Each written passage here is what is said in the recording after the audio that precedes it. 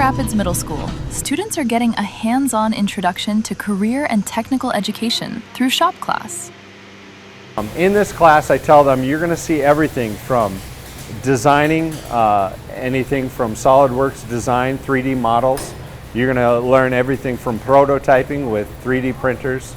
You're going to learn CNC, how X, Y, and Z coordinates work. From computer-aided design to woodworking, welding, and electrical work, students are exploring a wide range of technical skills and career pathways.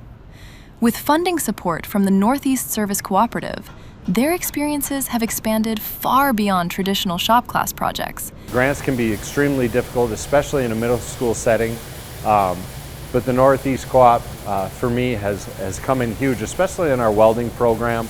It was nice to have them, I guess, invest into the kids to see that, hey, just because they're young doesn't mean they're not capable. They're building the skills industries need and discovering what's possible for their future. And this is what our communities need. This is what industry needs. These are life skills you can take wherever you go.